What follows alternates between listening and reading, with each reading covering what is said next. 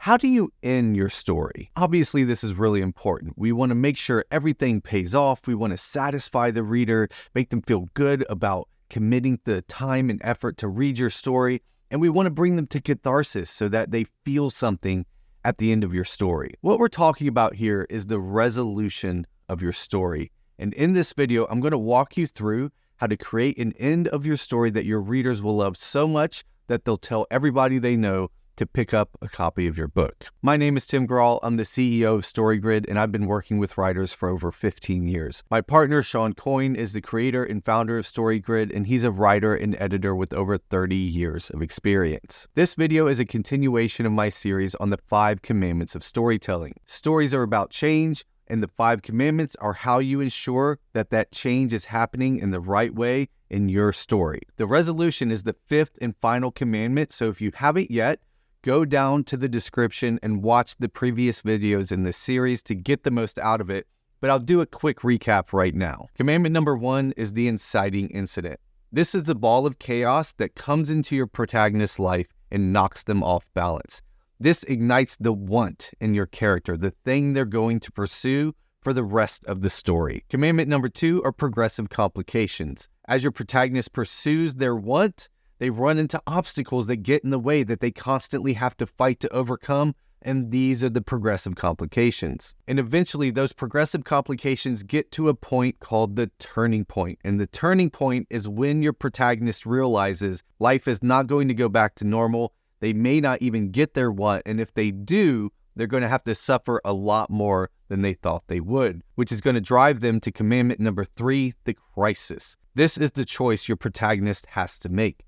They have to choose between 2 competing things. They're either irreconcilable goods or a best bad choice. But the crisis is a binary A or B choice that your protagonist is going to face, which leads to commandment number 4, the climax. And this is when your protagonist makes that choice. So when they're choosing between the crisis A or B, the climax is when your protagonist makes the choice, which of course leads to commandment number 5, the resolution. And that's where we're at right now. And the resolution is when we see the results of the choice the protagonist makes. How does the world and the characters in that world react to the choice that your protagonist makes? When we're planning out the resolution of the story, the first decision we have to make is if it's going to be a cautionary or a prescriptive story. A cautionary tale is one where the protagonist makes the wrong choice and we see the consequences of that decision. It is meant to illustrate the destructive results of particular actions and beliefs. An example of this story is The Boy Who Cried Wolf. What we find is when you lie and you lie and you lie,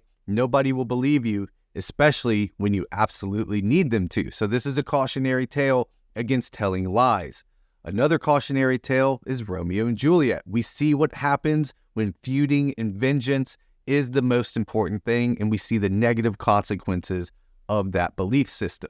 So a cautionary tale is when we show the reader the results of making bad decisions and having bad beliefs. On the other hand are prescriptive tales. Prescriptive stories show the positive results of making the right decisions. So in the previous videos on the 5 commandments, we looked at Crazy Rich Asians and The Martian. In Crazy Rich Asians, we see the result of Rachel's final climactic decision. And this is where she ends up with Nick and she gets the respect of Eleanor. In The Martian, we see Mark Watney, because he chose to risk going along with this plan to rescue him, we see the fact that he gets rescued. Now, whether you're telling a cautionary tale or a prescriptive tale, we do need the resolution to be nuanced. So your character, even if it's a prescriptive tale and they make the right choice, they don't get everything that they want in the process. That's because that's how real life works. We often have to give up something to get something else. That is what makes the crisis of your story so important. So we want to make sure in the resolution of your story, we see that nuanced approach. So at the beginning of Crazy Rich Asians, Rachel really wanted Nick's family to like her. And at the end, Eleanor still doesn't like her, but she got the respect of Eleanor. So she did give up what she wanted, but she got something even better. In The Martian, he got what he wanted. He got rescued from Mars. He survived, but he suffered a lot more than he thought he was going to have to to get that end result. And in Stephen King's 11/22/63, we see Jake Epping doesn't get what he wants. He doesn't stop JFK from getting assassinated. He doesn't get the love of his life, but it's still a prescriptive tale because he made the right decision for everybody and all of humanity. So once you've figured out the prescriptive versus cautionary nature of your resolution, there's a few more things that you want to keep in mind as you plan it out. Number one is that the resolution has to resolve the inciting incident. As I mentioned before, the inciting incident gives rise to the want of your protagonist. They want the new job, the love interest, to stop a nuclear threat, and you have to resolve that in the resolution of your story. We need to see the want that came out of the inciting incident be resolved at the end. Number two, your resolution must show the results of the decision the protagonist made in the climax. You might think this is obvious, but you would be surprised how easy it is to leave this out.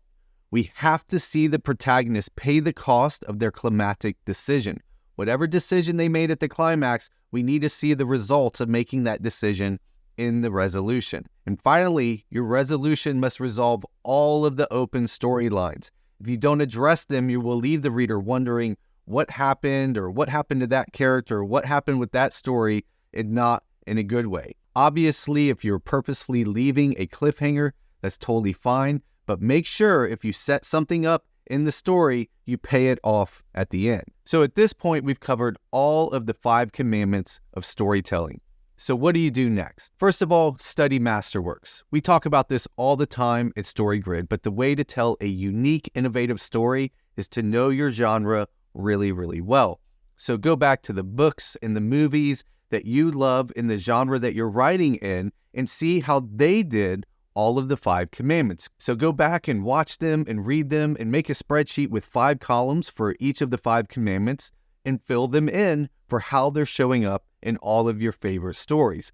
This is going to help you figure out how to add them to your story without copying other stories, and it will give you lots of fodder to come up with new ideas and add to your creativity. The second thing is this series isn't over yet, because we've just talked about how the 5 commandments show up globally in your full story. But the 5 commandments apply to every level of your story. The acts, the sequences, the scenes, all the way down to the beat-by-beat level of your story. You have to have the 5 commandments working in each of those. And so I'm going to continue this series to talk about how the 5 commandments apply at all levels of your writing.